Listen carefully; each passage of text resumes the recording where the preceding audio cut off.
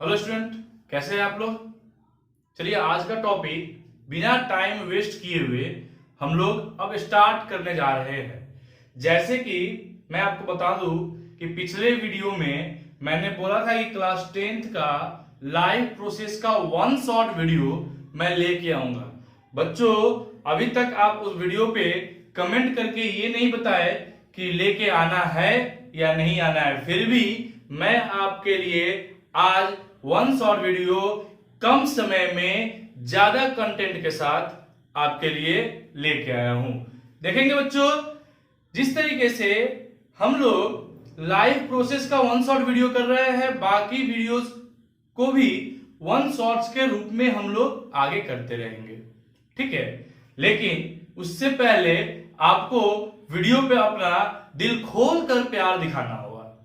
अगर आप वीडियो को पसंद करते हैं, वीडियो पे कमेंट जरूर कीजिए, वीडियो को लाइक कीजिए और अपने फ्रेंड्स को भी रिकमेंड कीजिए ताकि वो भी चैनल पे आकर चैनल को सब्सक्राइब करे और वीडियो से लाभ ले सके। चूंकि 2022 की बोर्ड एग्जाम जो होगी, 2022 का जो बोर्ड एग्जाम होगा वो कैंसिल होने का चांसेस बहुत कम है। अभी तक बहुत सारे बच्चे इसको कैंसिल हो जाएगा, थर्ड वेव आएगा ऐसा सोचकर बैठे हुए हैं। ऐसा कुछ नहीं होगा और मैं यहाँ पे ज्यादा टाइम भी इंट्रोडक्शन वगैरह में और इधर उधर के बातों में वेस्ट नहीं करूंगा और तुरंत अपने वीडियो की तरफ बढ़ूंगा। उससे पहले मैं आपको बता दूं कि वीडियो पे आप बने रहिए ताकि, और वीडियो को अंत तक जरूर देखिएगा ताकि आपको इससे ज्यादा इंफॉर्मेशन मिल सके। मैं वीडियो के लास्ट में कुछ और भी बेटर कंटेंट आपके लिए डालूंगा और बताऊंगा वीडियो के लास्ट में, इसलिए वीडियो को अंत तक जरूर देखें। तो बच्चों, देर ना करते हुए हम अपने one shot video live process का स्टार्ट करते हैं।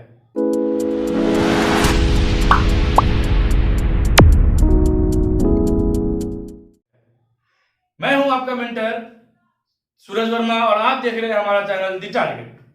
देखेंगे बच्चों, हम लोगों ने जैसे वादा किया था कि वन शॉट वीडियो किसका, लाइव प्रोसेस का। Very good. देखिए, लाइव प्रोसेस का वन शॉट वीडियो यानी कि फुल चैप्टर कंटेंट, इसके अंदर में हम लोग क्या क्या करने वाले हैं। तो पहले इसका इंट्रोडक्शन करेंगे, ठीक है। इंट्रोडक्शन करने के बाद डिफरेंट एक्सपेक्ट, डिफरेंट प्रोसेसेस जो होते हैं उसको यहां पे बारीकी से देखेंगे, ठीक है। क्या देखेंगे, लाइव प्रोसेस का डिफरेंट एस्पेक्ट क्या था, न्यूट्रिशन था, ठीक है। दूसरा क्या था, रेस्पिरेशन है। तीसरा क्या है बच्चों, सर्कुलेशन है। और चौथा क्या है, एस्पिरेशन है। ये चार कंटेंट को हम लोग डिटेल में देखेंगे। उसके बाद कुछ समरीज कर लेंगे, शॉर्ट समरीज, जो कि आपके लिए रिवीजन के लिए बहुत बेनिफिशियल होगा, ठीक है। तो देर ना करते हुए हम लोग इसको आगे की तरफ बढ़ाते हैं, वीडियो को लेके चलते हैं। जैसे कि लाइव प्रोसेस का इंट्रोडक्शन की बात हम लोग कर रहे हैं, ठीक है बच्चों। लाइव प्रोसेस का इंट्रोडक्शन की बात कर रहे हैं तो लाइव प्रोसेस होता क्या है, व्हाट इज लाइव प्रोसेस। मैं आपको बताऊं कि हर वो प्रोसेस जो कि एक नॉर्मल ऑर्गेनिज्म को अर्थ पे अपने लाइफ को सरवाइव करने में हेल्प करता है, that is regarded as life process. मैं बात करूंगा यहां पे क्या कि the process required to maintain the life of an organism, ठीक है। क्या लिखिए बच्चों, the process required to maintain the life of organism on life of organism is called life processes, ठीक है बच्चों। इतना। अब कौन कौन सा प्रोसेस हमारे लिए अपने लाइफ को अर्थ पे मेंटेन करने के लिए इसेंशियल है, इंपॉर्टेंट है। हम लोगों ने पहले भी देखा था, अभी भी देखा कि पहला प्रोसेस हमारा होता है न्यूट्रिशन, दूसरा था रेस्पिरेशन, तीसरा था सर्कुलेशन और चौथा था एस्किलेशन। बच्चों ये चार चीज इंपॉर्टेंट प्रोसेसेस है जिसको हम लोग यहां बारीकी से देखेंगे। और दिस ऑल मैं बताऊं आपको कि this all nutrition, respiration, circulation, एस्किलेशन हमारा इसेंशियल लाइफ प्रोसेस है। ठीक है बच्चों, अब बात करते हैं हम लोग इसके आगे बढ़ते हुए न्यूट्रिशन की। ठीक है बच्चों, इस सारे टॉपिक्स पे रिलेटेड वीडियोस अवेलेबल है हमारे चैनल पे, जिसका लिंक मैं बार बार समय समय पे ऊपर आने वाले आई बटन में डाल दूंगा। आप उस पर जाए और शॉर्ट्स वीडियो को जरूर देखें बारीकी से, क्लियर कॉन्सेप्ट के लिए। ये वन शॉट वीडियो है, एक बार में आपका कॉन्सेप्ट पूरा क्लियर, लेकिन रिवीजन में जिस टॉपिक में प्रॉब्लम हो उस वीडियो को जरूर जाके देखें, जो कि आई बटन के लिंक में होगा। चलिए, तो न्यूट्रिशन को करना है बच्चों। अब हम लोग को न्यूट्रिशन होता क्या है स्पेशली देखा जाए तो न्यूट्रिशन वो प्रोसेस है जिसके जरिए हम क्या लेते हैं, एनर्जी को ऑब्टेन करते हैं बॉडी में। हम नहीं, सारे ऑर्गेनिज्म एनर्जी को ऑब्टेन जिस प्रोसेस से करता है, that process is known as nutrition. ठीक है, तो इसको डिटेल देखते हैं। यहां पर बच्चों हम लोगों को न्यूट्रिशन दो केस में करना है, एक प्लांट के केस में और एक एनिमल्स में। और एनिमल्स में हायर एनिमल पे बात करना है हम लोग को, जो कि ह्यूमन बींग्स है। ठीक है, यानी कि ग्रीन प्लांट के केस में ग्रीन प्लांट और एनिमल के केस में ह्यूमन बींग पे डिटेल हम लोगों को यहां देखना है इस सिलेबस के अनुसार। अब बात करते हैं न्यूट्रिशन का। तो ये क्या है, द प्रोसेस, ये एक ऐसा प्रोसेस है जिसके जरिए न्यूट्रिएंट एब्जॉर्ब करते हैं। The process by which organism intake their nutrient, क्या लेते हैं, न्यूट्रिएंट को इनटेक करते हैं, that is regarded as nutrition. ठीक है, अब बच्चों न्यूट्रिएंट क्या है, तो न्यूट्रिएंट दो टाइप का फिर फर्दर होता है बच्चों, जो कि जनरली हम लोग कहा जाए तो food which we take is known as nutrient, that is the combination of nutrient. उसमें कार्बोहाइड्रेट है, फैट्स है, प्रोटीन है, विटामिन है, मिनरल्स है, मींस जो food we take that is a combination of nutrient, different. अब ये फैट्स, विटामिन, प्रोटीन, कार्बोहाइड्रेट, ये सब क्या है, न्यूट्रिएंट्स है। अब देखिए इस तरीके से देखा जाएगा तो न्यूट्रिएंट्स भी दो टाइप के होंगे, एक एब्जॉर्बेबल न्यूट्रिएंट्स, एक नॉन एब्जॉर्बेबल न्यूट्रिएंट्स। ठीक है, जो डायरेक्टली एब्जॉर्ब हो जाता है that is known as absorbable, जो डायरेक्टली एब्जॉर्ब नहीं होता है which need a further break down, जैसे प्रोटीन हो गया, कार्बोहाइड्रेट हो गया, इसको ब्रेक करना एसेंशियल है, इंपॉर्टेंट है बॉडी में, that is known as non absorbable. Vitamin, minerals ये एब्जॉर्बेबल होते हैं। ठीक है, तो ये बात है। अब न्यूट्रिशन हम लोग कर लिए कि द प्रोसेस ऑफ टेकिंग, क्या, the process of taking nutrient is known as nutrition. अब बात करते हैं बच्चों, यहां पे हम लोग पहले ही बता चुके कि न्यूट्रिशन दो पार्ट में करना है, जो कि ग्रीन प्लांट और ह्यूमन बींग के केस में करना है। अब न्यूट्रिशन का क्लासिफिकेशन देखते हैं बच्चों। न्यूट्रिशन को दो पार्ट में जब बांटा जाएगा तो क्या आएगा, एक आएगा आपको ऑटोट्रोपिक न्यूट्रिशन। क्या आएगा, ऑटोट्रोपिक न्यूट्रिशन। ठीक है बच्चों, और दूसरा क्या आएगा, हेट्रोट्रोपिक न्यूट्रिशन। देखिए मैं कोशिश करूंगा कि बहुत कम समय में पूरे वीडियोस को, पूरे चैप्टर्स को इस एक वीडियो के अंदर डाल दिया जाए, ताकि कम समय में आपको ज्यादा से ज्यादा नॉलेज मिल सके। बहुत सारे वीडियोस अवेलेबल है जो कि बहुत लेंदी है, 2 घंटे 4 घंटे का, ऐसा नहीं है। मैं इसको कोशिश करूंगा 40 से 45 मिनट में पूरा चैप्टर को समेट लेना, तो बारीकी से हर एक टॉपिक को बिना स्किप किए हुए देखें। दो टाइप का न्यूट्रिशन होता है, ऑटोट्रोपिक न्यूट्रिशन और हेटरोट्रोपिक न्यूट्रिशन। यहां ऑटोट्रोपिक न्यूट्रिशन, ऑटो मींस होता है सेल्फ, ट्रॉपिक जो वर्ड है ये ट्रॉप से आया। ट्रॉप्स का मतलब होता है सिंथेसाइजिंग, क्या, सिंथेसाइजिंग, यानी कि बनाना। ऐसा ऑर्गेनिज्म जो अपना भोजन सेल्फ बनाता है, सेल्फ सिंथेसाइज करता है, that is known as autotrophs. And वो ऑर्गेनिज्म ऑटोट्रॉप्स कहलाता है, और उसका प्रोसेस को हम बोलते हैं ऑटोट्रॉपिक न्यूट्रिशन। हेट्रो मींस होता है अदर,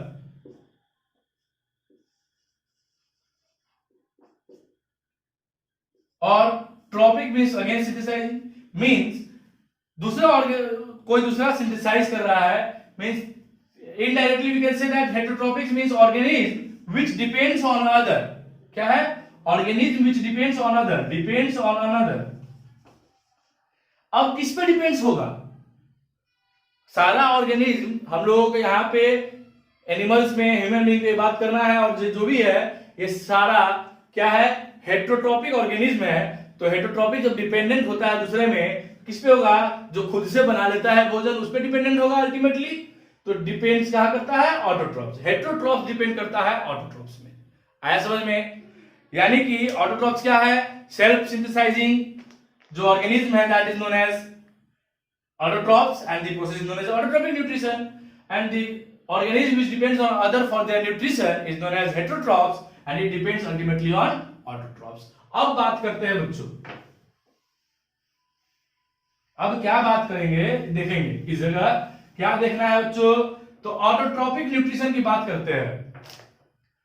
ऑटोट्रॉपिक न्यूट्रिशन,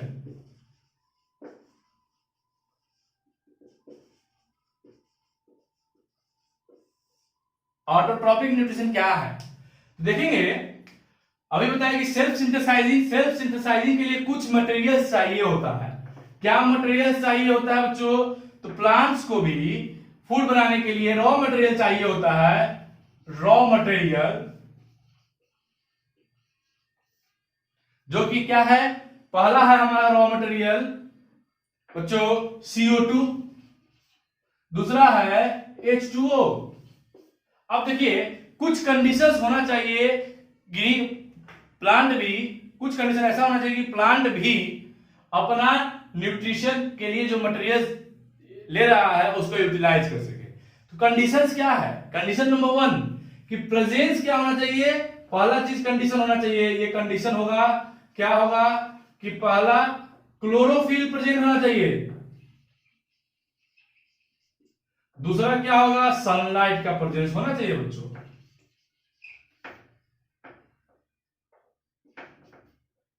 ठीक है, ये दो कंडीशन होना चाहिए।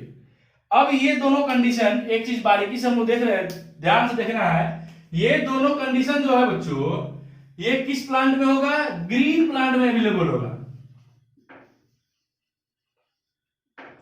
ग्रीन प्लांट में अवेलेबल होने के कारण क्या है कि ग्रीन प्लांट ही ऑटोट्रॉपिक न्यूट्रिशन को कर सकता है।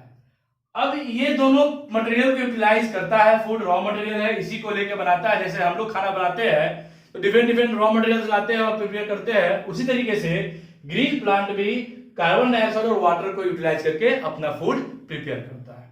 पहली बात। दूसरा, क्लोरोफिल अगर प्रेजेंट है यानी प्लांट ग्रीन है तो ही ये काम होगा। ये जो फूड प्रिपेयर होता है वो किस प्रोसेस से होता है बच्चों? तो जो प्रोसेस यहां यूटिलाइज होता है, that process is regarded as photosynthesis. क्या है? फोटोसिंथेसिस। अब बात करेंगे फोटो और सिंथेसिस, यानी कि यहां पे फोटो जो वर्ड है बच्चों, यहां पे जो फोटो वर्ड की बात हम लोग कर रहे हैं, that photo word is regarded as क्या है? फोटोसिंथेसिस। ठीक है, फोटोसिंथेसिस। यहां पे इसमें जो फोटो वर्ड है that is known as light. Synthesis means to prepare. ठीक है बच्चों, यानी कि क्या है? ये एक ऐसा प्रोसेस है जिसमें लाइट के प्रेजेंस में फूड प्रिपेयर होता है, that is known as photosynthesis. अब टेंडेंसी क्या है बच्चों? ये ग्रीन प्लांट में होना है, फोटोसिंथेसिस ग्रीन प्लांट में होता है। अब फोटोसिंथेसिस लाइट है तो अल्टीमेट सोर्स सनलाइट हुआ, सनलाइट के प्रेजेंस में कर रहा है भोजन। दूसरा क्या है? हमने कंडीशन में लिखा था क्लोरोफिल और सनलाइट। क्लोरोफिल होना चाहिए उस प्लांट में, सनलाइट से तो लाइट ले रहा है। और क्लोरोफिल का काम क्या होता है? क्लोरोफिल हेल्प करता है प्लांट को सनलाइट को एब्जॉर्ब करने में सनलाइट को हेल्प करता है। क्लोरोफिल मींस क्या है कि क्लोरोफिल सनलाइट को एब्जॉर्ब किया और फर्दर जब प्लांट के अंदर सनलाइट आ गया लाइट के फॉर्म में, फिर फर्दर वो केमिकल के फॉर्म में कन्वर्ट होता है और फर्दर रिएक्शंस होते हैं, that is known as photosynthesis. कैसे होता है देखते हैं। तो बच्चों यहां पे क्या देखेंगे हम लोग कि CO2, क्या देख रहे हैं बच्चों कि CO2 जब H2O के साथ क्लोरोफिल ग्रीन प्लांट में सनलाइट के प्रेजेंस में बनाता है फूड, तो क्या देता है, ये देता है हमको C6H12O6 plus H2O plus O2। ये एक स्टैंडर्ड इक्वेशन होता है बच्चों। जब इसको हम बैलेंस करते हैं तो कार्बन 6 मॉलिक्यूल का है तो यहाँ पे C6 हो जाता है। फर्दर यहाँ पे हमारा 12 प्लस 6 प्लस 2 14 है, जिसे कहा अनबैलेंस्ड है, तो यहाँ पे हम लोग 6 डालते हैं, जैसे ही 12 डालेंगे तो 24H हाइड्रोजन होगा और यहाँ पे डालेंगे 6 तो ये 12 हाइड्रोजन यहाँ और 12 ये 24 हो जाता है। और फर्दर 12 ऑक्सीजन और 12 ऑक्सीजन, तो यहाँ पे एक 6O2 डाल देंगे। हमारे पास कितना ऑक्सीजन हो गया, 6O2, यह 12 और 6 18 और 6 24 हुआ। यहां देख लीजिए 12 और 12 24 ऑक्सीजन, यानी कि अब इक्वेशन हमारा स्टैंडर्ड फॉर्म में बैलेंस्ड है। अब इस इक्वेशन को हम लोग बोलते हैं फोटोसिंथेटिक इक्वेशन। ये इक्वेशन मस्ट है, इंपॉर्टेंट है, इसको स्क्रीनशॉट लेना है तो स्क्रीनशॉट ले ले, या फिर नोट कर रहा है तो नोट कर ले। ये एक बैलेंस्ड फॉर्म में स्टैंडर्ड फोटोसिंथेटिक इक्वेशन है। इसमें C6H12O6 जो है इसको बोलते हैं हम लोग, क्या बोलते हैं बच्चों, वेरी गुड, ग्लूकोज। ये फर्दर वाटर है जो कि ट्रांसपिरेशन के केस में निकल जाता है और फर्दर ऑक्सीजन क्या आता है, हमारा बाई प्रोडक्ट है। Means it is removed out, excess of oxygen is remove out from the plant body which is essential for human body. Ultimately क्या है, यहाँ पे बॉन्डिंग देखिए कितना अच्छा बन रहा है। आप लोगों का बॉन्डिंग जो बनता है दोस्तों का, और आप जान रहे हैं क्या मैं बोलना चाह रहा हूं, तो जो बॉन्डिंग आप क्रिएट कर रहे हैं उस बॉन्डिंग को याद रखिए कि प्लांट जिस चीज को छोड़ता है वो चीज हम लोग ले लेते हैं। हम लोग और नेचर के बीच में, प्लांट नेचर का देन है, तो प्लांट माने ह्यूमन बीइंग्स और नेचर के बीच में कितना अच्छा बॉन्डिंग है, ये देखना है। ये बाय प्रोडक्ट है, रिलीज होगा which is essential for us and we release carbon dioxide which is essential for plant, क्योंकि रॉ मटेरियल है। तो बॉन्डिंग कितना अच्छा है, आदान प्रदान का नेचर है। तो यह था फोटोसिंथेटिक इक्वेशन। इसमें रॉ मटेरियल हम लोग देख लेते हैं, कार्बन डाइऑक्साइड और वाटर था रॉ मटेरियल। इसमें कुछ प्रोसेसेस होते हैं। क्या होता है बच्चों, इसमें कुछ स्टेज होते हैं जिसको हम लोग इवेंट्स ऑफ फोटोसिंथेसिस बोल सकते हैं या फिर स्टेप्स ऑफ फोटोसिंथेसिस बोलेंगे। क्या क्या होगा स्टेप्स और इवेंट, तो देखते हैं।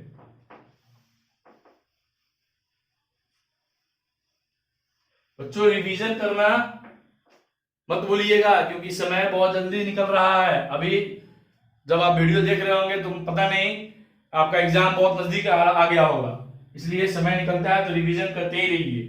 क्या है, इवेंट्स कर सकते हैं इसको, events of photosynthesis.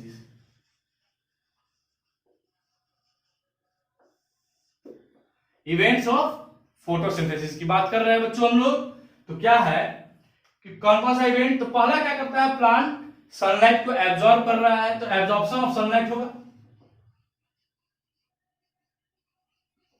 Absorption of sunlight,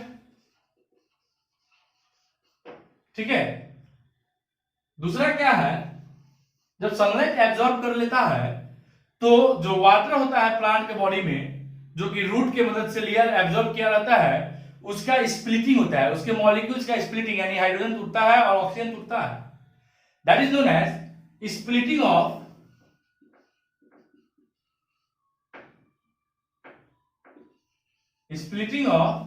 water, जिसको हम लोग क्या बोलेंगे बच्चों, फोटोन, लाइट के प्रेजेंस में हो रहा है तो फोटोलाइसिस कर सकते हैं, और वाटर का हो रहा है तो हाइड्रोलाइसिस भी कर सकते हैं।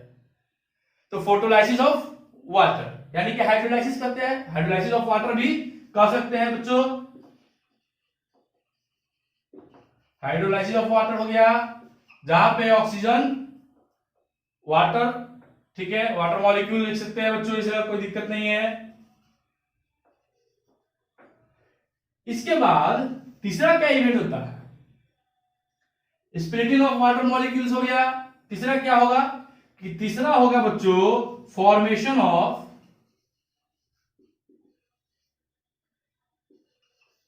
क्या बच्चों, formation of energy currency. Energy currency यहां पे इसका मतलब क्या है, एटीपी का फॉर्मेशन, एनएडीपीएच का फॉर्मेशन। इसको अल्टीमेटली हम लोग लिख सकते हैं कि थर्ड स्टेप होता है हमारा हिल रिएक्शन या फिर लाइट रिएक्शन। देखिए बच्चों, ये लाइट रिएक्शन हिल रिएक्शन जो है ना, ये पूरे स्टेज को बोलते हैं, पूरे स्टेज को। चौथा क्या पॉइंट हो जाता है, last point, an important point. इसलिए बोल रहे हैं कि हर समय जब लास्ट होगा ना तभी आपको इंपॉर्टेंट चीज मिलेगा। इसलिए इंपॉर्टेंट पॉइंट क्या बनता है, इस जगह जाता है कि फॉर्मेशन ऑफ जब एनर्जी करेंसी हो जाता है तो रिडक्शन होता है। क्या होता है, reduction of CO2 in glucose, और ग्लूकोज में कन्वर्ट हो गया है, that is C6H12, that is क्या बच्चों, जल्दी बताइए, जल्दी कमेंट कीजिए, C6H12O6। ठीक है, तो ये हमारा कन्वर्सन हो गया। ये इवेंट ऑफ फोटोसिंथेसिस होता है बच्चों। इसमें दो चीज हम लोग किए, क्या किए, एक मेन था आपका हिल रिएक्शन और दूसरा कन्वर्सन। इस दोनों को अगर देखा जाए, इसको अगर स्क्रीनशॉट लेना है तो बच्चों जल्दी करें, टाइम नहीं है। मैं पहले ही बता दिया हूं आपको कि वीडियो बहुत कम लेंथ का बनेगा ताकि कम समय में आपको ज्यादा से ज्यादा कंटेंट मिले, इसलिए इसको मैं इरेज कर रहा हूं। और आई होप इससे पहले आपने पॉज करके स्क्रीनशॉट वगैरह ले लिए होंगे, नोट्स बना लिए होंगे। ठीक है, इसके बाद जो लाइट रिएक्शन की बात थी, that is known as hill reaction. क्या बच्चों, ये एक साइंटिस्ट थे रॉबिन हिल, जिनके नाम पे ये हिल रिएक्शन दिया गया। इन्होंने उस रिएक्शन को डिस्कवर किया था। इसमें क्या होगा, फोटोलाइसिस ऑफ वाटर तक होगा और फॉर्मेशन ऑफ क्या होगा, फोटोलाइसिस ऑफ वाटर,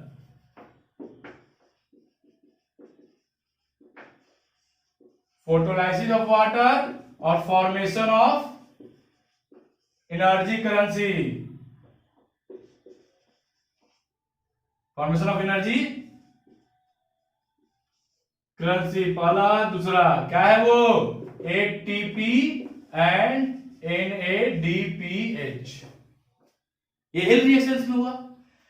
अब जो कन्वर्सन का काम हो रहा है ना, that is known as dark reaction. क्या बोलते हैं बच्चों उसको, डार्क रिएक्शन, डार्क रिएक्शन। ये डार्क रिएक्शन कहिए या केल्विन बेंसन बेस्माम साइकिल कहिए, यानी केल्विन साइकिल भी बोल सकते हैं इसको। इसमें क्या होता है, एटीपी और NADPH यूज होता है और क्या फॉर्म करता है, यहां ये दोनों यूटिलाइज होता है और एटीपी एक्टिवेट किसको बच्चों, NADPH को। क्यों, NADPH को एक्टिवेट करके क्या करता है, ये ग्लूकोज का फॉर्मेशन करता है, फॉर्मेशन ऑफ ग्लूकोज। ठीक है बच्चों, एक्टिवेट करता है, ये ऐसे है, ATP activate NADPH to form glucose. तो ये था आपका बच्चों ऑटोट्रोपिक रिएक्शंस में आने वाला फोटोसिंथेटिक प्रोसेस, जिसमें हिल रिएक्शन और माने लाइट रिएक्शन और डार्क रिएक्शन हम लोग कर लिए। अब इसके आगे क्या, तो इसके आगे हेटेरोट्रोपिक न्यूट्रिशन करेंगे, जो कि हम लोग मेनली ह्यूमन बींग्स में करना है। ठीक है बच्चों, तो मैं अब यहां पर आपको फोटोट्रोपिक हो गया, अब इसके आगे हेटेरोट्रोपिक न्यूट्रिशन को स्टार्ट हम लोग करेंगे। ठीक है, तो बच्चों ऑटोट्रोपिक न्यूट्रिशन हम लोगों ने कर लिया। अब जो करना है हमें वो हेटेरोट्रोपिक न्यूट्रिशन है। ठीक है, हेटेरोट्रोपिक न्यूट्रिशन को जल्दी से देखते हैं, क्योंकि मैं बार बार बोल रहा हूं वीडियो लंबा नहीं करेंगे, कम समय में ज्यादा कंटेंट आपको देंगे। लेकिन जिस तरीके से हम लोग चल रहे हैं, हमको लगता है ये वीडियो लंबा होगा, लेकिन मैं अभी भी बोल रहा हूं, मैं कोशिश करूंगा वीडियो छोटा हो। चलिए हेटेरोट्रोपिक न्यूट्रिशन को हम लोग देखते हैं। क्या देख रहे थे, हेटेरोट्रोपिक न्यूट्रिशन। ये क्या है, ये वो न्यूट्रिशन था जिसमें ऑर्गेनिज्म दूसरे पे डिपेंडेंट होता है फूड के लिए। ये 3 टाइप्स का होता है बच्चों। कौन कौन सा? तो होता है पहला सैप्रोफाइटिक, दूसरा पैरासाइटिक, तीसरा होलोजोइक। बारीकी से जल्दी देखते हैं बच्चों। सैप्रोफाइटिक वो न्यूट्रिशन है जिसमें organism dead and decaying organic matter पे डिपेंडेंट होता है for their nutrition. Means organism which obtain their nutrition from dead and decaying organic matter is known as saprophytes and the mode is known as saprophytic nutrition। ठीक है बच्चों, यानी कि dead and decaying organic matter।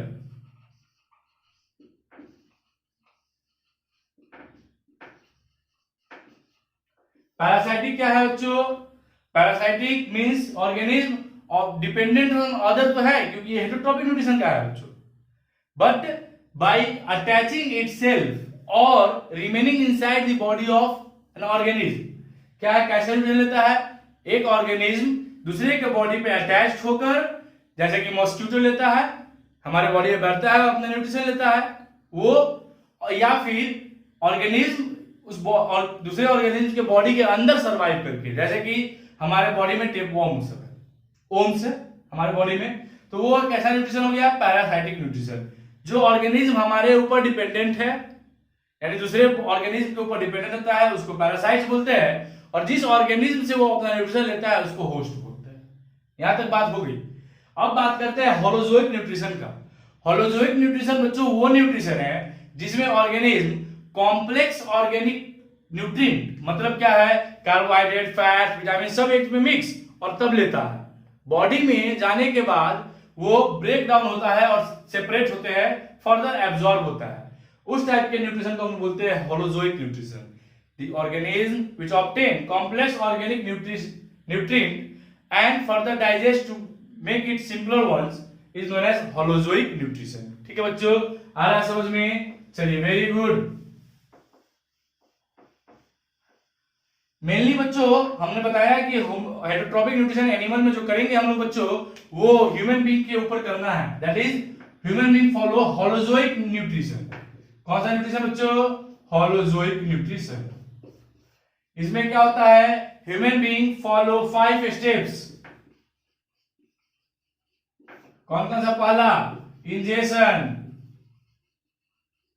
दूसरा बच्चों digestion, तीसरा बच्चों जल्दी बोलिए, इंजेशन, डाइजेशन, तीसरा एब्जॉर्प्शन, चौथा बच्चों क्या है? चौथा होगा एसिमिलेशन,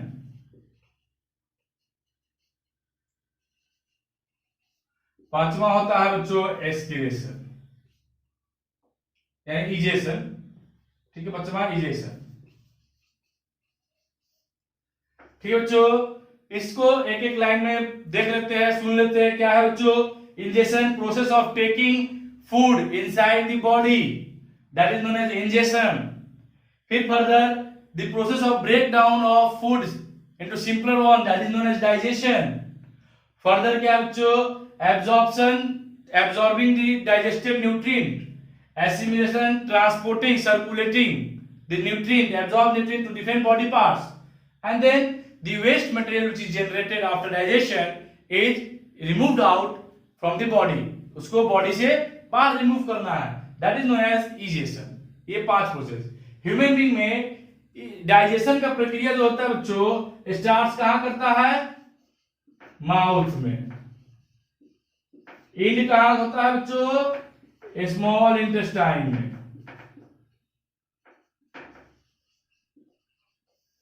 ठीक है, कहां स्टार्ट हुआ? माउथ में। एंड कहां हो रहा है? स्मॉल इंटेस्टाइन में। मैं बहुत जल्द next video how to draw alimentary canal भी लेके आऊंगा, जल्दी, बहुत जल्दी आएगा ये।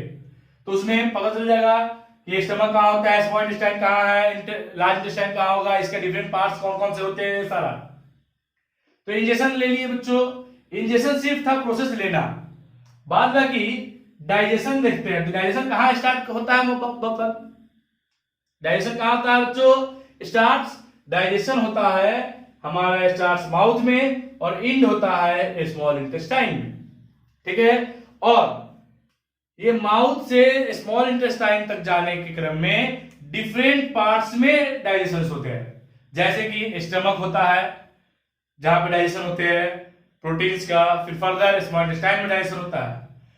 तो लार्ज इंटेस्टाइन का काम क्या है सर? तो लार्ज इंटेस्टाइन का काम बच्चों सिर्फ डाइजेस्टेड न्यूट्रिएंट और न्यूट्रिएंट तो एब्जॉर्ब हो चुका है सारा स्मॉल इंटेस्टाइन में, तो जो वाटर कंटेंट बच जाता है, एक्सेस ऑफ वाटर जो हो जाते हैं बच्चों, वो हमारे लार्ज इंटेस्टाइन में एब्जॉर्ब हो जाता है, ठीक है। आ रहा समझ में? Very good. इसके आगे क्या करना है तो देखेंगे। लाइफ प्रोसेस में होलोजोइक स्टेप को क्या होता है, 5 स्टेप को फॉलो करता है, जो कि injection, digestion, absorption, assimilation, egestion है, 5 स्टेप्स, ठीक है। अब कौन कौन से पार्ट में कैसे कैसे डाइजेशन होता है वो हम लोग यहां पर अब देखेंगे, ठीक है। तो बच्चों अब देखते हैं हम लोग इंजेशन। इंजेशन को देखने के लिए देखेंगे कि हम लोग पहले से किए हुए हैं, क्या किए हैं कि ingestion is a process of taking the food inside the body. क्या है इंजेशन? क्या है? बॉडी के अंदर फूड लेने की प्रक्रिया जो होती है, that is known as ingestion, ठीक है। अब बात करते हैं हम लोग फर्दर डाइजेशन की। What is digestion? तो डाइजेशन का मतलब होता है बच्चों ब्रेकिंग डाउन। क्या होता है? Breaking down of complex food substance. Complex food substance, चूंकि होलोजोइक न्यूट्रिशन कर रहे हैं तो हम लोग पहले ही किए थे कि it is a mode of nutrition in which complex substance are taken in as a food and then broken down into simple substance inside the body. तो डाइजेशन में वो काम होता है कि कॉम्प्लेक्स ऑर्गेनिक सब्सटेंस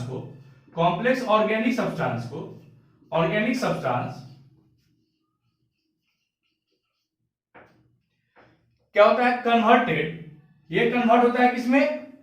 तो सिंपल ऑर्गेनिक एब्जॉर्बेबल सब्सटेंस। बच्चों ये नॉन एब्जॉर्बेबल सब्सटेंस था जो कि डायरेक्टली बॉडी एब्जॉर्ब नहीं कर सकता था। उसके लिए क्या हुआ कि ये डाइजेशन की प्रक्रिया में ये कन्वर्ट होता है सिंपल ऑर्गेनिक और एब्जॉर्बेबल सब्सटेंस, जो कि अब बॉडी आसानी से एब्जॉर्ब करेगा, ठीक है बच्चों। इसकी प्रक्रिया जो होती है, ये डाइजेशन का प्रक्रिया कहां होता था कल भी बताया, पहले भी हम लोग बता चुके हैं कि ये प्रक्रिया माउथ में स्टार्ट होता है, ठीक है। पहले हम लोग कर चुके हुए थे, देख चुके हुए थे। ये माउथ में स्टार्ट होता है और एंड कहां होता है? तो स्मॉल इंटेस्टाइन के अंदर एंड होता है, ठीक है। अब इसको डिटेल करते हैं बच्चों कि माउथ में कैसे। तो माउथ में क्या होता है, जो कार्बोहाइड्रेट जो होते हैं, ठीक है, जैसे कि स्टार्च इज आल्सो कार्बोहाइड्रेट, ये कन्वर्ट होता है सिंपल शुगर में। किस चीज की मदद से बच्चों? ये होता है या सैलिवरी अमाइलेज की मदद से। कौन सा एंजाइम होता है बच्चों? Salivary amylase. इसके अंदर पिटालिन नामक एंजाइम होता है जो कि इसको कन्वर्ट करने में, डाइजेस्ट करने में हेल्प करता है सिंपल शुगर में। सैलिवरी अमाइलेज की मदद से माउथ में स्टार्च क्या होता है? कन्वर्ट होता है, पहला काम। दूसरा क्या होता है बच्चों? माउथ के अंदर, माउथ की बात कर रहे हैं तो माउथ के अंदर further break down means chewing and mastication. क्या होता है बच्चों? माउथ जो है, माउथ जिसको हम लोग बकल कैविटीज बोलते हैं, बकल कैविटी के अंदर डिफरेंट ऑर्गन्स है जो कि हेल्प करता है डाइजेशन में। जैसे पहला ऑर्गन होता है टीथ। ये क्या करता है? ये 4 टाइप्स के होते हैं, सबको पता है बच्चों, इसमें ज्यादा जाने की आवश्यकता नहीं है। 4 टाइप्स के होंगे, इंसीजर, कैनाइन, प्रीमोलर, मोलर, ठीक है। इंसीजर का काम कटिंग, कैनाइन का टीयरिंग, ठीक है। उसके बाद प्रीमोलर, मोलर का फर्दर ग्राइंडिंग एंड मिक्सिंग होता है। तो 4 टाइप के टीथ होते हैं। ये हेल्प करता है फूड को डाइजेशन में। कैसे? तो ये बड़े बड़े सब्सटेंस को, बड़े बड़े फूड पार्टिकल्स को कट करके छोटे छोटे पार्टिकल्स में कन्वर्ट करता है, जिसके ऊपर सैलिवरी अमाइलेज या फिर अदर कोई भी डाइजेशन स्टेज में जाएगा, कोई भी दूसरे एंजाइम आसानी से इस पे काम कर सके, ठीक है। दूसरा होता है माउथ, बकल कैविटी के अंदर, माउथ के अंदर टंग, जिसका काम है फूड को टेस्ट करना, फूड को अच्छे से ग्राइंड और मिक्स होने में हेल्प करना, मिक्सिंग ऑफ फूड में हेल्प करना, और मेन काम है कि it helps to make the food into bolus ball like structure, जिसको आसानी से निगला जा सके यानी सॉलो किया जा सके। ठीक है, तो दो ऑर्गन टीथ और टंग का यहाँ पे माउथ में स्पेशल रोल है। इसके बाद कुछ सैलिवरी ग्लैंड होते हैं जो सैलिवा प्रोड्यूस करता है और स्टार्च को कन्वर्ट कराता है। ठीक है, इतना हम लोग जान लिए। इसके बाद जो नेक्स्ट ऑर्गन माउथ के बाद आता है हमारे एलिमेंट्री कैनल में, वो होता है ऑसोफेगस, जिसमें कोई भी डाइजेशन की प्रक्रिया नहीं होती है। ये क्वेश्चंस बच्चों घुमाने के लिए आता है कि which kind of digestion take place in oesophagus. यहाँ पे किसी किस्म का डाइजेशन नहीं होता है, ये सिर्फ पेरिस्टाल्टिक मूवमेंट करते हैं, जिगजैग मूवमेंट को पेरिस्टाल्टिक मूवमेंट कहते हैं, जिसके जरिए फूड जो है माउथ से निकलकर स्टमक तक आता है। ठीक है, अब बात करते हैं बच्चों स्टमक की। ठीक है, माउथ में देख लिए हम लोग, समझ में आ गया। अगर कोई प्रॉब्लम हो रहा है तो कमेंट जरूर कीजिएगा। ठीक है, उसके बाद स्टमक की बात करते हैं तो बच्चों ये एक जे शेप ऑर्गन है। ठीक है, जे shape muscular bag like structure, जिसके अंदर में म्यूकस और गैस्ट्रिक ग्लैंड प्रेजेंट है। ठीक है, ये जेल सब्सटेंस है। ठीक है, और इसके बीच में म्यूकस ग्लैंड प्रेजेंट है, गैस्ट्रिक ग्लैंड, जो कि ये म्यूकस में जेल सब्सटेंस म्यूकस के अंदर इंबेडेड होता है। अब दोनों का काम क्या है बच्चों? तो गैस्ट्रिक ग्लैंड गैस्ट्रिक जूस के साथ साथ कुछ डाइजेस्टिव एंजाइम्स को भी प्रोड्यूस करते हैं, जो कि फर्दर डाइजेशन में हेल्प करता है, जैसे कि पिटालिन तो माउथ में था, यहां पे बात करते हैं पेप्सिन की बात। पेप्सिन जो प्रोटीन को डाइजेस्ट करता है, हाइड्रोक्लोरिक एसिड ये प्रोड्यूस करता है। ठीक है, चूंकि गैस्ट्रिक ग्लैंड हाइड्रोक्लोरिक एसिड को प्रोड्यूस करता है और एसिड हार्मफुल होते हैं, तो स्टमक के इनर वॉल को प्रोटेक्ट करने के लिए म्यूकस का काम होता है। तो म्यूकस का काम क्या है? It contain gastric gland which produce HCl enzyme and other enzymes for digestion and also protect the inner wall of the stomach from the action of acid। Acid के एक्शन से अंदर के सब्सटेंस को क्या करता है? प्रोटेक्ट करता है। फर्दर अब बात करते हैं बच्चों वीडियो को अच्छे से देखिए, हर वर्ड को अच्छे से समझिए। यहां पे गैस्ट्रिक ग्लैंड के द्वारा HCl एंजाइम प्रोड्यूस होता है। इसका काम क्या है? HCl एंजाइम एसिड का, हाइड्रोक्लोरिक एसिड का काम क्या है? काम है कि जो भी हार्मफुल बैक्टीरिया वगैरह, हार्मफुल माइक्रोब्स फूड के साथ साथ आए थे, उसको डिस्ट्रॉय कर देता है, डाइजेस्ट कर देता है, खत्म कर देता है। ठीक है, फर्दर प्रोटीन के डाइजेशन के लिए मीडियम हमको क्या चाहिए? एसिडिक मीडियम चाहिए होता है पेप्सिन के एक्शंस के लिए। प्रोटीन पेप्सिन से डाइजेस्ट होता है, तो प्रोटीन के डाइजेशन के लिए या कह सकते हैं पेप्सिन के एक्शंस के लिए मीडियम हमको एसिडिक चाहिए, जो कि HCl प्रोड्यूस करता है। ठीक है, तो स्टमक में प्रोटीन का डाइजेशन हो जाता है। ये बात हमेशा ध्यान रखेंगे कि स्टमक के अंदर प्रोटीन की डाइजेशन होती है। स्टमक से जब स्मॉल इंटेस्टाइन जिस हिस्से में कनेक्ट होता है, यहां से स्मॉल इंटेस्टाइन जब कनेक्ट होता है, तो इस हिस्से को, स्मॉल इंटेस्टाइन के स्टार्टिंग हिस्से को ड्यूडेनम कहते हैं, जहां पर एक लीफ लाइक स्ट्रक्चर से पेनक्रियास जुड़ा रहता है। और ऐसे चूंकि हमारा ये लीवर है, ये लीवर ग्लैंड है, तो लीवर से भी एक ट्यूब आया रहता है, और पेनक्रियाज और लीवर का जो डक्ट होता है, ये कॉमन डक्ट होता है, यानी कि गैल ब्लैडर से निकला ये आया और लीवर, तो ये पेनक्रियाज ऐसा कॉमन डक्ट होता है बच्चों। देखिए ये कॉमन डक्ट बन गया हमारा। तो लीवर अपना सेक्रेशन करता है और गैल ब्लैडर में स्टोर करता है, जिसको हम लोग बोलते हैं बाइल जूस। और bile juice further as required ये निकल कर आता है, और इस एरिया को बोलते हैं हम लोग हेपेटोपेनक्रियाटिक डक्ट, यानी कि लीवर और पेनक्रियाज का जो कॉमन डक्ट होता है उसको हेपेटोपेनक्रियाटिक डक्ट बोलते हैं। उसके जरिए बाइल जूस भी ड्यूडेनम में आके मिलता है। ठीक है, बाइल साल जिसमें होता है और पेनक्रियाटिक जूस भी मिलता है। तो दो चीज का काम स्मॉल इंटेस्टाइन में हो रहा है। क्या हो रहा है? बाइल जूस भी काम करेगा स्मॉल इंटेस्टाइन में, पेनक्रियाटिक जूस भी काम करेगा स्मॉल इंटेस्टाइन में। इस दोनों के अलावे इंटेस्टाइनल जूस, स्मॉल इंटेस्टाइन का अपना जूस जो होता है वो भी डाइजेशन में हेल्प करता है।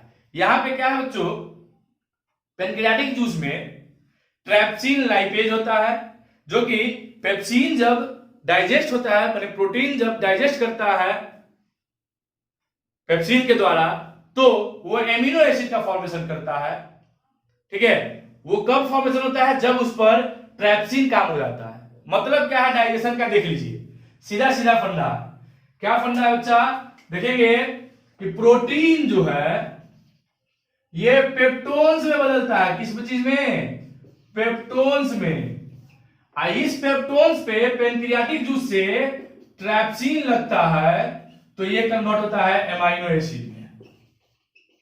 यानी कि ये क्या होता है? एब्जॉर्ब होता है। किसके द्वारा एब्जॉर्ब होता है बच्चों? बॉडी के द्वारा। प्रोटीन एब्जॉर्ब नहीं होगा, कॉम्प्लेक्स सब्सटेंस है। एमाइनो एसिड सिंपल सब्सटेंस है, ये एब्जॉर्ब होगा। तो ये कहां हो गया? प्रोटीन से पेप्टोन, पेप्सिन की मदद से हुआ। किसके मदद से बच्चों? पेप्सिन। कहां? स्टमक में। स्टमक में जब पेप्टोन्स बन गया, वो आया स्मॉल इंटेस्टाइन में, और वहां ट्रैप्सिन से एमाइनो एसिड बना। पहला। दूसरा क्या? लाइपेज एंजाइम पेनक्रियाटिक जूस का। ये क्या करता है? फैट्स को फैटी एसिड, बच्चों फैटी एसिड प्लस ग्लिसरॉल में कन्वर्ट कर देता है। कौन? Lipase enzyme. और अदर कंपोनेंट जो होते हैं उस सारे को इंटेस्टाइनल जूस भी डाइजेस्ट करता है। तो यहां पे आपको मेनली दो चीज का डाइजेशन देखना था स्मॉल इंटेस्टाइन में, फैट्स का और पेप्टोन्स का। प्रोटीन का डाइजेशन वहां हो गया, कहां हो गया? स्टमक से स्मॉल इंटेस्टाइन में कंप्लीट हुआ। फैट्स का डाइजेशन कंप्लीट हुआ हमारे स्मॉल इंटेस्टाइन में। उसके बाद कार्बोहाइड्रेट का भी डाइजेशन स्मॉल इंटेस्टाइन में आके कंप्लीट होता है। ठीक है, कार्बोहाइड्रेट भी डाइजेस्ट हो जाता है इंटेस्टाइनल जूस की मदद से। ठीक है, इंटेस्टाइनल जूस में बहुत सारे कंपोनेंट होते हैं जो कि आपको क्लास 11 में करना है। अभी हमको इतना ही जानना है कि स्मॉल इंटेस्टाइन में क्या क्या हो गया। स्मॉल इंटेस्टाइन में क्या क्या होते हुए डाइजेशन कंप्लीट हो जाता है। ठीक है, स्मॉल इंटेस्टाइन का 3 पार्ट होता है, duodenum, ileum, jejunum. Duodenum, jejunum, ileum. Duodenum starting part होता है बच्चों, इलियम लास्ट पार्ट होता है स्मॉल इंटेस्टाइन का, जो कनेक्ट करता है लार्ज इंटेस्टाइन में, और जेजुनम होता है बीच का पार्ट। इलियम, उसके ऊपर जेजुनम, उसके ऊपर ड्यूडेनम, उसके ऊपर स्टमक, ऑसोफेगस, और फिर बकल कैविटी। इस तरीके से एलिमेंट्री कैनल बना हुआ है। फर्दर समझ में आ गया बच्चों? Very good. अब क्या है, इसमें कुछ स्पेशल टाइप के मसल्स प्रेजेंट होते हैं जो कि स्मॉल स्टमक के ओपनिंग में प्रेजेंट होते हैं। स्टमक भी 3 पार्ट में बटा हुआ है बच्चों, एक्चुअली 4-5 पार्ट है, बता देते हैं। स्टमक के ऊपर वाले पार्ट जो कि बेंडिंग पार्ट होता है, ऐसा निकला हुआ पार्ट जो होता है बच्चों, देखेंगे यहां ऊपर में ऐसा निकला हुआ, इसको बोलते हैं फंडस। ठीक है, ये एरिया जिस जगह से खुलता है बीच का, ये मेन कार्डियक एरिया। ठीक है, और नीचे का क्या है बच्चों? Pyloric area. ये जहां से स्मॉल इंटेस्टाइन खुलता है पाइलोरिक, यानी कि ऑसोफेगस खुलता कहां पे है? कार्डियक एरिया में। तो उस जगह पे एक बैकफ्लो को, फूड के बैकफ्लो को रोकने के लिए एक स्पेशल मसल्स होते हैं जिसका नाम है बच्चों कार्डियक स्पिंस्टर मसल्स। आ रहा है समझ में? Very good, cardiac sphincter muscles. वैसा ही मसल्स आपके ओपनिंग में पाइलोरिक के रीजन में भी होते हैं, जो कि जो फूड स्मॉल इंटेस्टाइन में चला जाता है वो वापस से स्टमक में ना जाए, उसको प्रिवेंट करने के लिए वहां पे जो मसल्स प्रेजेंट है उसका नाम है पाइलोरिक स्पिंस्टर मसल्स। आ रहा है समझ में? Very good. तो हम समझ में आ गया parts of stomach, parts of small intestine, duodenum, jejunum, ileum. अब इलियम जो है वो ओपन होता है कहां बच्चों? लार्ज इंटेस्टाइन में। ठीक है, कहां होता है बच्चों? लार्ज इंटेस्टाइन में। ओके, अब ये पार्ट जो कि देखिएगा ऐसा लार्ज इंटेस्टाइन है आपका, ये स्मॉल इंटेस्टाइन का हिस्सा है, और ये लार्ज इंटेस्टाइन है। लार्ज इंटेस्टाइन है, ये स्मॉल इंटेस्टाइन है। ये क्या है? रेक्टम है, ये एनस है। अब बच्चों लार्ज इंटेस्टाइन का भी 3 पार्ट, कौन कौन सा? देखिए, नीचे से ऊपर की तरफ बढ़ रहा है, नीचे से ऊपर हम जाते हैं, that is known as ascending order. ठीक है, छोटे से बड़ा, नीचे से ऊपर, असेंडिंग ऑर्डर। तो ये असेंडिंग कोलोन कहते हैं। क्या कहते हैं बच्चों? असेंडिंग कोलोन का मतलब होता है ट्यूब, तो असेंडिंग कोलोन। और यहां से ऊपर से नीचे आ रहा है बच्चों, तो क्या हो गया, इसको बोलते हैं डिसेंडिंग क्लोन। ठीक है, और बीच का ट्रांसवर्सल वे में है क्लोन, जो इसको बोलते हैं ट्रांसवर्स क्लोन। फिर ये जो क्लोन का हिस्सा ये रेक्टम को कनेक्ट करता है, इसको बोलते हैं सिग्मोइड क्लोन, क्योंकि एस फॉर्म में से आता है ना, सिग्मोइड क्लोन। ये सब ध्यान में रखिएगा। ठीक है, इसमें एक काम होता है, क्या होता है, एब्जॉर्प्शन ऑफ एक्सेस वाटर, यानी कि जो वेस्ट बच जाता है डाइजेशन के बाद वो लार्ज इंटेस्टाइन में जाता है, उसमें जो पानी अधिक होती है वो लार्ज इंटेस्टाइन में एब्जॉर्ब हो जाता है। तो यहां तक हमारा डाइजेशन कंप्लीट हुआ। एब्जॉर्प्शन की बात करते हैं बच्चों, एब्जॉर्प्शन भी यहीं पे कर लेंगे। डाइजेशन के बाद एब्जॉर्प्शन की बात आती है। एब्जॉर्प्शन के लिए स्पेशल सिस्टम बॉडी में प्रेजेंट है, जो कि हेयर लाइक सिस्टम प्रेजेंट है। आपके लार्ज इंटेस्टाइन में भी प्रेजेंट होता है, स्मॉल इंटेस्टाइन में भी होता है। ठीक है, और भी बहुत जगह होता है, आपको जगह पे बताएंगे। तो स्मॉल इंटेस्टाइन में ये आपका लेयर है इंटेस्टाइन का, तो इसमें ऐसे ऐसे फिंगर लाइक पोजीशन बना रहता है और इसके अंदर ब्लड रन करते रहता है। ठीक है, इसको हम लोग बोलते हैं विली। तो विली एक स्पेशल प्रोजेक्शन है जो कि एब्जॉर्प्शन में हेल्प करता है। तो आपका डाइजेशन और एब्जॉर्प्शन हो गया। एसिमिलेशन, जब फूड एब्जॉर्ब होता है और ब्लड में मिक्स हो जाता है, तो ब्लड कंपोनेंट उस फूड को पूरे बॉडी में सर्कुलेट कर देता है, and that is known as assimilation. ठीक है, अब बचा वेस्ट। तो solid waste after reaching rectum, कब, रेक्टम पहुंच जाने के बाद इट स्टोर्स देयर, और जब एक्सेस हो जाता है that is removed out from the anus. Anus में भी वो मसल्स प्रेजेंट था जो बैक फ्लो को रोकता है, जिसको बोलते हैं एनल स्फिंक्टर मसल्स।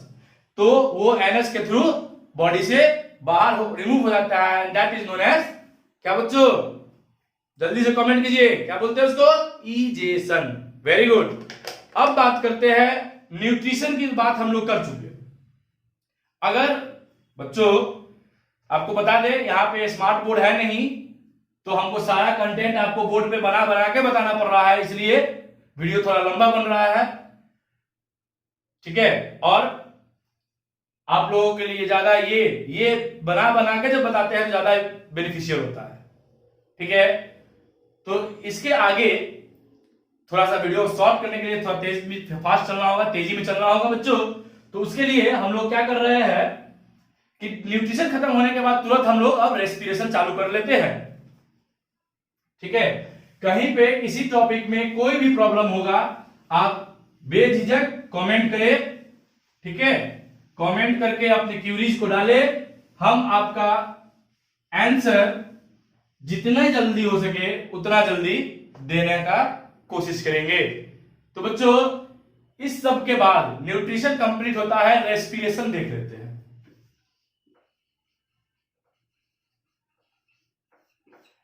रेस्पिरेशन दो टाइप का होता है बच्चों, एक्सटर्नल, इंटरनल।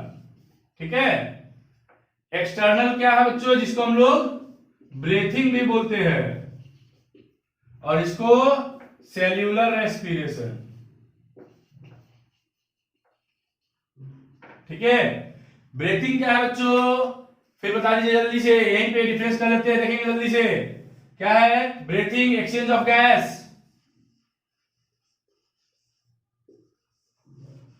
किसके बीच में बच्चों, जल्दी बताइए, क्या है, alveoli and external environment.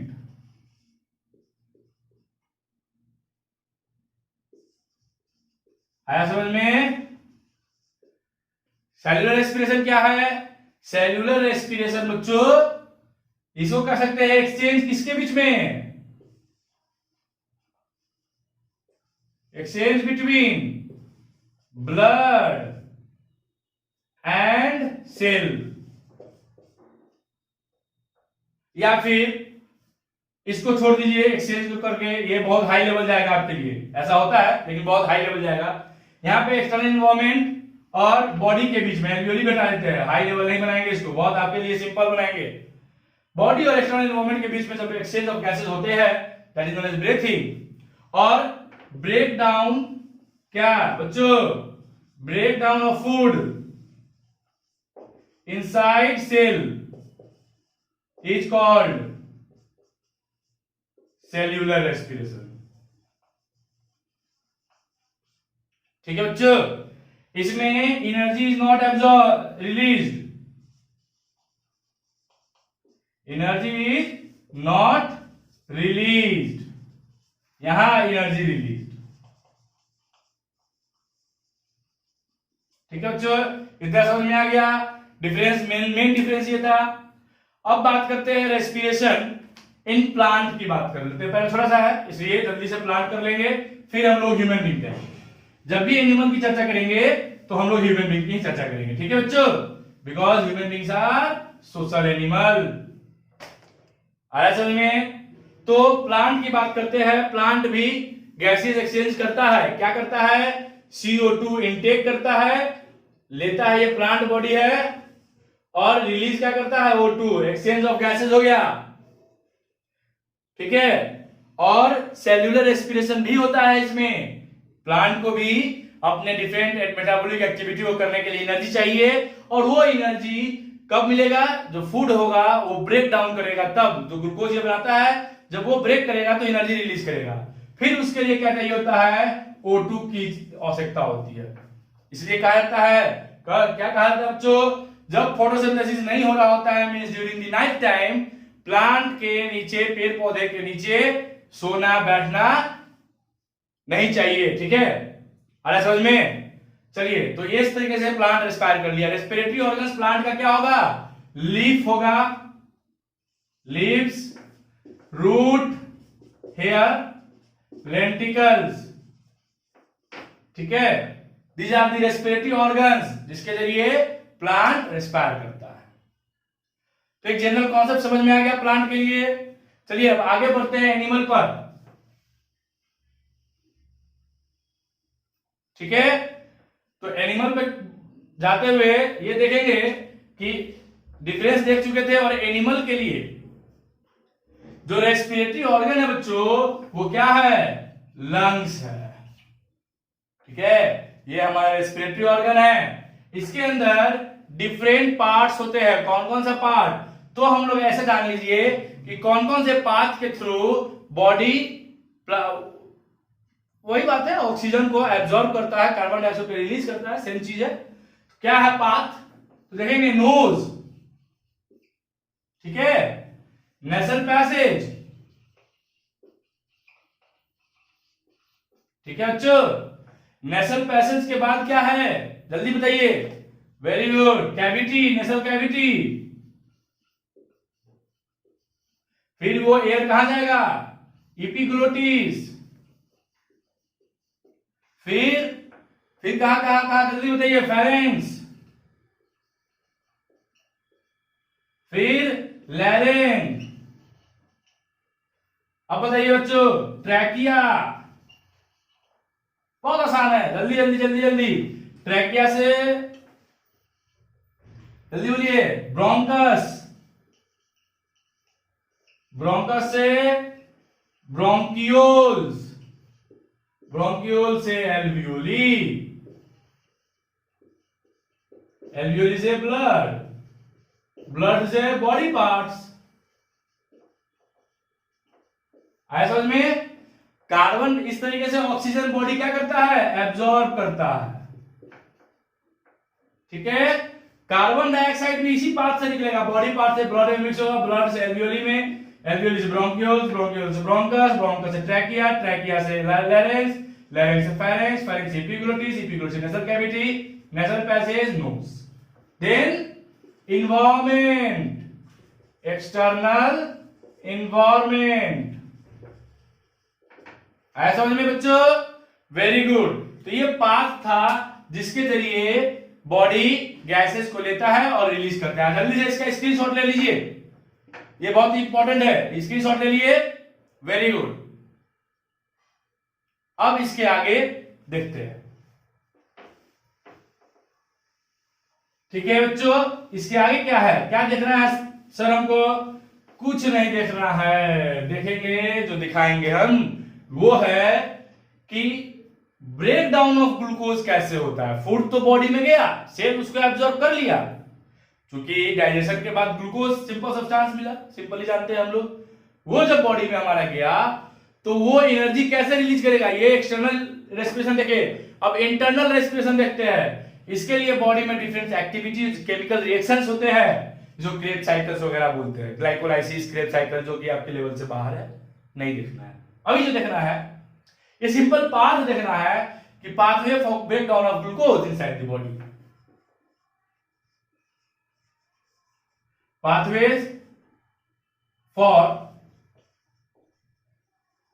breakdown of glucose. तो ग्लूकोज चूंकि बच्चों हमारा C6H12O6 होता है, ये तीन तरीके से ब्रेक कर सकता है बॉडी में। एक O2 का अब्सेंस,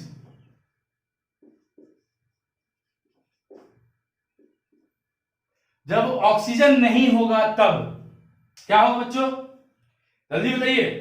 जब ऑक्सीजन नहीं होगा उस समय ये C6H12O6 यानी कि ग्लूकोज ब्रेक करता है।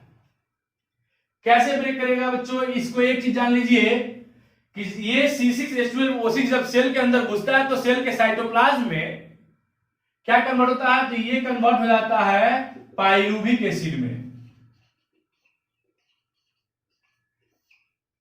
जो कि जिसका साइज क्या होता है, स्मॉल होता है, यानी कि 3 कार्बन मॉलिक्यूल है। क्या है बच्चों, पाइरूविक एसिड 3 कार्बन मॉलिक्यूल होता है।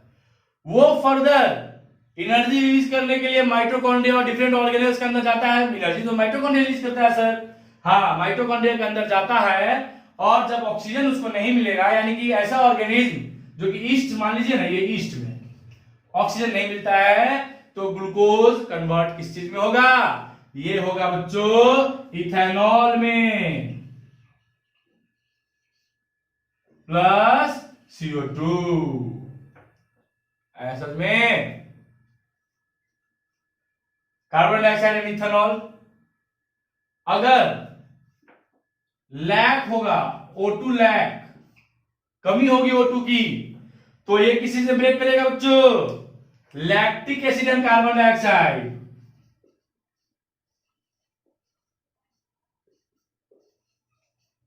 और O2 सफिशियंट होगा, O2 के प्रेजेंस में CO2 H2O प्लस एनर्जी में, ऐसा में। तो ये है आपका pathway for breakdown of glucose. आ गया। तो यहां पे बच्चों हम लोग बहुत तेजी से रेस्पिरेशन का मैक्सिमम पार्ट कर चुके। एक चीज अब क्या देख लेंगे बच्चों कि एक्सटर्नल रेस्पिरेशन जो था उसमें 2 प्रक्रिया होती है, एक तो लेने का प्रक्रिया, एक तो देने का प्रक्रिया। लेना इज कॉल्ड इनहेलेशन एंड देना इज कॉल्ड एक्सहेलेशन। अरे समझ में ना, वेरी गुड। तो इनहेलेशन और एक्सहेलेशन में क्या डिफरेंस है, कुछ ज्यादा नहीं बनाएंगे। क्या है बच्चों, देखेंगे। इनहेलेशन क्या करेंगे, taking of oxygen, exhalation removing out of the gases that is carbon dioxide. ठीक है बच्चों। दूसरा क्या देखेंगे, during inhalation chest cavity expand, हमारा छाती खुलता है ना सांस लेने से, यस। सांस छोड़ने के बाद वापस से नॉर्मल पोजीशन में आता है, कॉन्ट्रैक्ट नहीं करेगा। कॉन्ट्रैक्ट का मतलब होता है नॉर्मल पोजीशन से भी अंदर जाना, नहीं। ड्यूरिंग इनहेलेशन चेस्ट कैविटी, यानी ये चेस्ट कैविटी को हम लोग डायफ्राम बोलते हैं। डायफ्राम क्या होता है, डायफ्राम लोअर बेस है चेस्ट कैविटी का। तो डायफ्राम चेस्ट कैविटी एक्सपैंड किया, चलो छोड़ दो, चेस्ट कैविटी एक्सपैंड। इनहेलेशन में, एक्सहेलेशन में क्या हुआ, चेस्ट कैविटी बिकम्स नॉर्मल। दूसरा क्या कि जब इनहेलेशन होगा तो डायफ्राम बिकम फ्लैट, ऊपर से प्रेशर देंगे तो ऐसा रहेगा, तो प्रेशर देंगे तो ये ऐसे हो जाएगा, फिर छोड़ेंगे तो ये ऊपर जाएगा। और इस तरीके से गुम्बद का पोजीशन बनता है ना, मंदिर का ऊपर का गुम्बद, तो उसको डोम बोलते हैं। तो during exhalation diaphragm becomes dome shape, inhalation में फ्लैट और एक्सहेलेशन में डोम शेप। ये सब छोटी छोटी डिफरेंस है जो कि आपको याद रखना है। ठीक है बच्चों, तो यहां पर हमारा रेस्पिरेशन भी हम लोग कर लिए, अब न्यूट्रिशन कर लिए, रेस्पिरेशन कर लिए बहुत जल्दी। अब बात करते हैं बच्चों हम लोग सर्कुलेशन, जिसको हम लोग ट्रांसपोर्टेशन भी बोलते हैं। सर्कुलेशन में देखेंगे बच्चों, पहले तो हम लोग ह्यूमन बीइंग में करेंगे, एनिमल के लिए। ठीक है, तो देखते हैं बच्चों सर्कुलेशन में बॉडी पे, ह्यूमन बीइंग के पास एक स्पेशल सिस्टम प्रेजेंट है जिसको बोलते हैं सर्कुलेटरी सिस्टम। ठीक है, सर्कुलेटरी सिस्टम 3 चीज से बना हुआ है। 3 चीज, क्या क्या 3 चीज? पहला हार्ट, दूसरा आपका ब्लड वेजल्स, तीसरा ब्लड। ठीक है, क्लियर हो गया ना? सर्कुलेटरी सिस्टम में heart, blood vessels, blood. Heart क्या है? ये पंपिंग ऑर्गन है बच्चों। हार्ट का डायग्राम हमारे चैनल पर कैसे आसान मेथड में बनता है वो अवेलेबल है, आप ऊपर के लिंक पे, आई बटन वाले लिंक पे जाके उसको देख सकते हैं। अब बात करते हैं डायग्राम से आगे आगे, पूरा वेल लेवल डायग्राम अवेलेबल है। तो देखेंगे हार्ट हमारा ह्यूमन बीइंग का 4th चेंबर होता है, जिसमें क्या है बच्चों, क्या है? वेरी गुड, जल्दी बताइए। 4 चेंबर। तो ऊपर के 2 चेंबर को ऑरिकल्स बोलते हैं, नीचे के 2 चेंबर को वेंट्रिकल्स बोलते हैं। वेंट्रिकल्स कॉन्ट्रैक्ट करता है और एक्सपैंड करता है। क्या है कि राइट वाला पार्ट जो होता है बच्चों, ये हमेशा इम्प्योर कलेक्ट करके रखता है ब्लड, जो कि बॉडी से हार्ट में जाता है, वो राइट हार्ट में जाता है, राइट वाले ऑरिकल्स और वेंट्रिकल्स की मदद से। फिर वेंट्रिकल जब कॉन्ट्रैक्ट करता है तो वो इम्प्योर ब्लड लंग्स में जाता है प्यूरिफाई के लिए। ठीक है, मींस इम्प्योर यहां पे गैसेस से था, कार्बन डाइऑक्साइड मिक्स होता है तो इम्प्योर, तो वो लंग्स में गया, वहां से निकल गया, तो अब वो ऑक्सीजन मिल गया उसको, अब प्योर बन गया। और लेफ्ट वाला हिस्सा, left auricle, left ventricle pure content करता है, और इस तरीके से हमारा बॉडी में पूरा सर्कुलेशन होता है। ठीक है, जिसकी वेल लेवल डायग्राम और किससे क्या होता है वो हमारे चैनल पे अवेलेबल है। How to draw diagram of heart, वो अवेलेबल है, आप जाए और अच्छे से देखें। इसके बाद बात करते हैं ब्लड वेजल्स। 3 टाइप का होता है ना, कौन कौन सा? आर्टरी, वेन्स और कैपिलरीज। आर्टरी का काम क्या है बच्चों? आर्टरी का काम है ऑक्सीजनेटेड ब्लड को सप्लाई करना पूरे बॉडी में। कहां से? हार्ट से पूरे बॉडी में जाता है, एक्सेप्ट एक एक्सेप्शन है, एक्चुअली कहिए तो 2 एक्सेप्शन है। एक क्या है, पल्मोनरी आर्टरी जो होता है ये इम्प्योर ब्लड को कैरी करता है, उसी तरीके से रीनल आर्टरी भी इम्प्योर ब्लड को कैरी करता है, जो किडनी में होता है, लंग्स में होता है हमारा। तो रीनल आर्टरी और पल्मोनरी आर्टरी को छोड़कर बाद बाकी आर्टरी सारा प्योर ब्लड को ट्रांसपोर्ट करेगा लंग्स से बॉडी में। और वेन जो है बॉडी से लंग्स तक इम्प्योर ब्लड, हार्ट तक इम्प्योर ब्लड को लेके जाता है। एक्सेप्ट क्या है? एक्सेप्ट पल्मोनरी वेन जो कि प्योर को करता है कैरी, और रीनल वेन। ठीक है, ये 2 को छोड़कर बाद बाकी सारा वेन का काम हमारा इम्प्योर को कैरी करना है। ठीक है, तो ब्लड वेजल्स का काम मालूम चल गया। ब्लड कैपिलरीज क्या है? तो हर जंक्शन पे जहां पे वेन और आर्टरी दोनों ज्वाइन करता है, वहां पे वेरी फाइन नेटवर्क, बहुत पतला सा thin fine network of blood vessels होते हैं, जिसको हम लोग कैपिलरी बोलते हैं, जहां से एक्सचेंज ऑफ मटेरियल यानी आदान प्रदान होता है। इसके आगे ब्लड की बात करते हैं, कंपोनेंट्स ऑफ ब्लड। ब्लड का 4 कंपोनेंट बच्चों, ऐसे ओवरऑल ग्रुप में देखा जाए 2 component, liquid part, solid part. Solid part is known as blood corpuscles, और ये 3 टाइप्स के होते हैं, जो कि होगा RBC red blood corpuscles, WBC white blood corpuscles, और प्लेटलेट्स। थोड़ा थोड़ा फंक्शन देख लेते हैं, थोड़ा थोड़ा देखना है आपको। आरबीसी का काम है गैसेस को ट्रांसपोर्ट करना through out the body, oxygen को लेके जाना और कार्बन डाइऑक्साइड को लेके आना। इसके पास इसके लिए ट्रांसपोर्टेशन के लिए, कैरी करने के लिए स्पेशल आयरन पिगमेंट प्रेजेंट है, हेमोग्लोबिन। ठीक है, और डब्ल्यूबीसी का काम है, ये हमारे बॉडी का इम्यून सिस्टम है, इम्यूनिटी प्रोवाइड करता है बॉडी को, ये फाइट करता है डिजीज कॉजिंग माइक्रोब्स के साथ। तो फिर प्लेटलेट्स एक और कंपोनेंट है जिसका काम है कट पार्ट से, जब पार्ट कट गया उस जगह से एक्सेसिव ब्लड को लॉस होने से रोकता है, ब्लड क्लोट करने का, क्लोट मतलब जमना, क्लोट करने का काम करता है। ठीक है।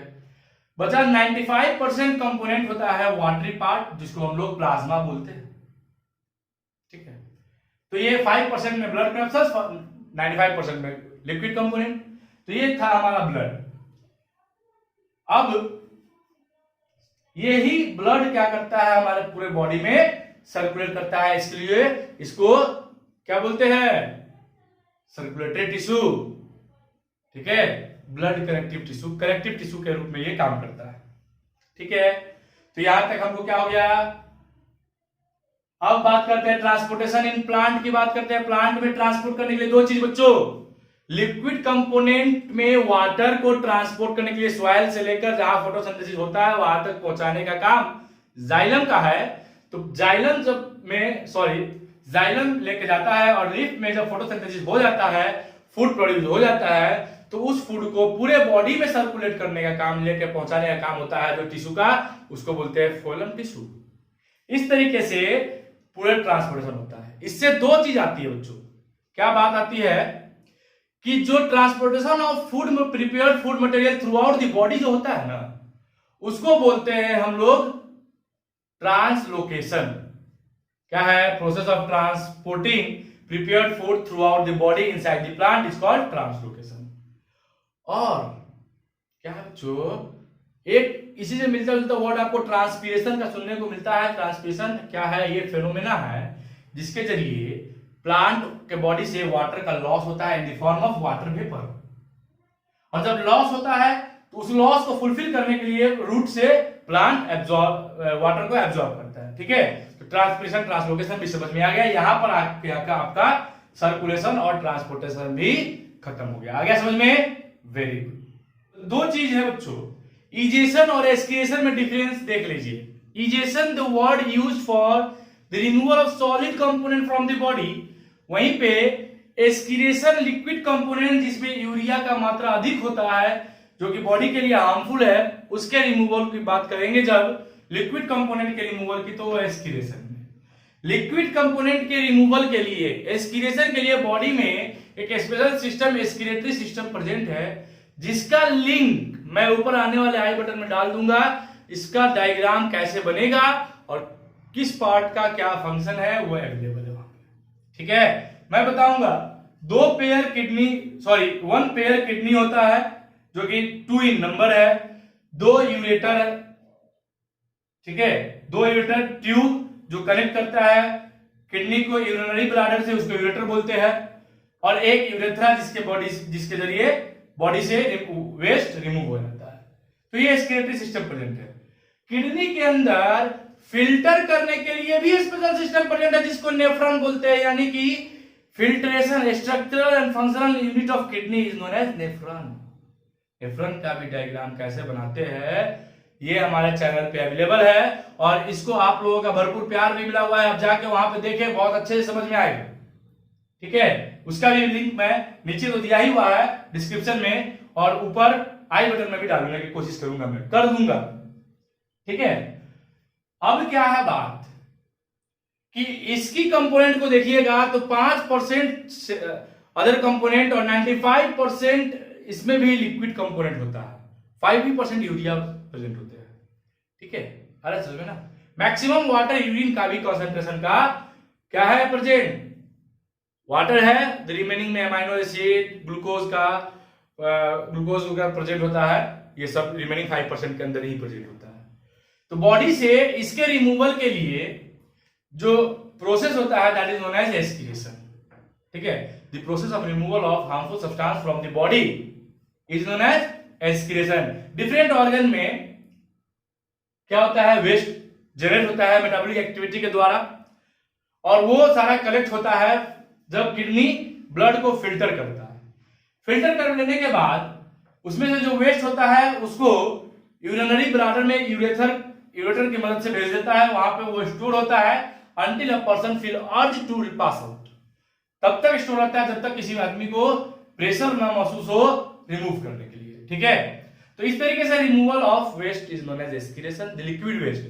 अगर किडनी फेल हो जाता है बच्चों, उस समय क्या होता है कि जब दोनों किडनी फेल हो गया तो बॉडी के यूरिया को रिमूव करने के लिए एक आर्टिफिशियल सिस्टम को यूटिलाइज करते हैं, दैट इज नोन एज, क्या है वो सिस्टम का प्रोसेस को बोलते हैं डायलिसिस, और ह्यूमन बीइंग पे यूज हो रहा है इसलिए हेमोडायलिसिस, यानी कि ओवरऑल उसको बोलते हैं हेमोडायलिसिस। इसमें क्या होता है कि आर्टिफिशियल टैंक होते हैं जो कि इलेक्ट्रिसिटी पे रन करता है, और एक तरफ से ब्लड के आर्टरी और ह्यूमन पेशेंट के आर्टरी और वेन्स को कनेक्ट करते हैं उस मशीन के साथ, जिसके जरिए ब्लड जो होता है उस मशीन में फिल्टर होकर वापस से बॉडी के अंदर आ जाता है।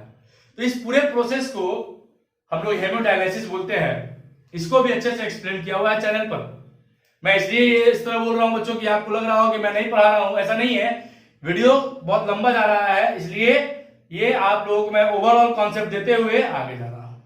तो इतना कर लेने के बाद अब जो पर्सन है अगर हेमोडायलिसिस में जाता है तो उससे उसके बॉडी से लिक्विड वेस्ट के फॉर्म में यूरिया रिमूव हो जाता है and he is now become safe. लेकिन ये टेम्पोररी प्रोसेस है, ये हर 1 से 2 दिन के बाद रिपीट करना होता है। क्योंकि पेशेंट का किडनी फेल हो चुका है तो परमानेंट प्रोसीड्यूर है उनका किडनी का ट्रांसप्लांटेशन, ठीक है। तो इस तरीके से एस्किरेशन भी हमारा कंप्लीट हुआ। आई होप वीडियो आपको पसंद आया हो, तो वीडियो को लाइक जरूर करें, वन शॉट वीडियो है, कमेंट करके इंटरेक्ट जरूर हो, ठीक है। बड़े बड़े स्मार्ट बोर्ड पे तो नहीं पढ़ा रहे हैं, लेकिन यहाँ पे आपको मेहनत करते हैं कि अच्छे से कम समय में बढ़िया से बढ़िया कॉन्सेप्ट दे सके जो कि उनके लेवल का हो, उनको कंपीट कर सके, ठीक है। और आपको मेनली ओवरऑल उनसे हमको कुछ नहीं मतलब है, आपसे मतलब है आपको कॉन्सेप्ट मिल सके। तो वीडियो पे नए हैं तो वीडियो को लाइक जरूर करें, चैनल पे नए हैं तो चैनल को सब्सक्राइब करें।